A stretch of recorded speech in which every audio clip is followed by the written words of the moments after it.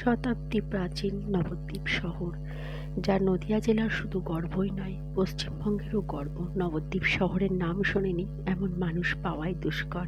এই নবদ্বীপ শহরে লুপ্তপ্রায় সংস্কৃত ভাষাকে যদি কেউ বুকে আঁকড়ে ধরে থাকে, তা এই নবদ্বীপ শহর।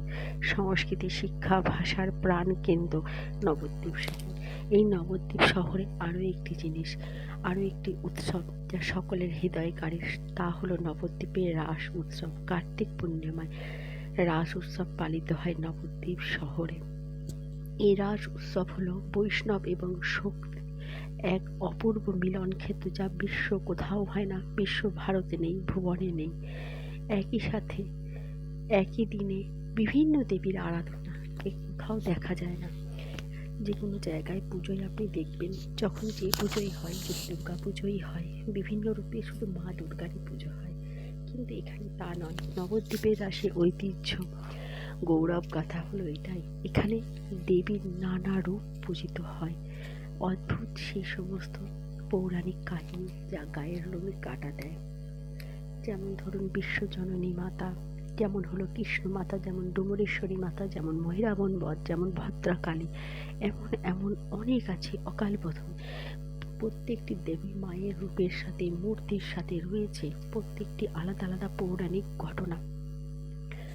এবং এই সমস্ত রাস উৎসবের প্রত্যেক দেবীর আরেকটি উল্লেখযোগ্য বৈশিষ্ট্য হলো বিশাল উঁচু উঁচু প্রতিমা, প্রায় 2তলা 3তলা বাড়ির সমান প্রতিমা।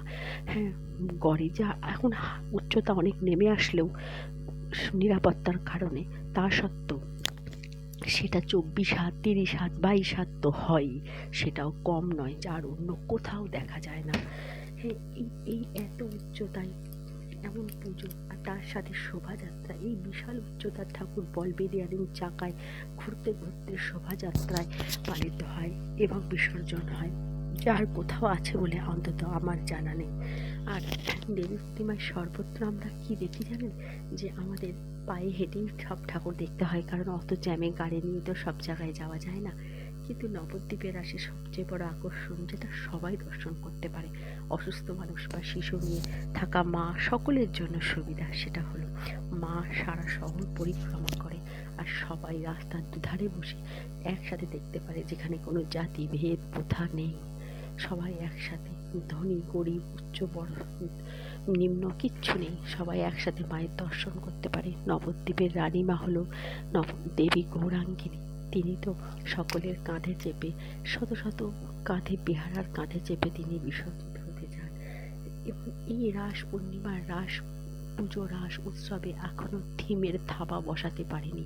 পৌরাণিক ঐতিহ্য যেখানে সর্বপ্রথম, যেখানে থিম আজও ঢুকতে পারেনি, সাবেকিয়ানায় মূল প্রধান এমন পুজো আমাদের গর্বের নবদ্বীপের রাস। সকলকে আমন্ত্রণ রইল। প্রায় 150 ঠাকুর এখানে পুজো হয়।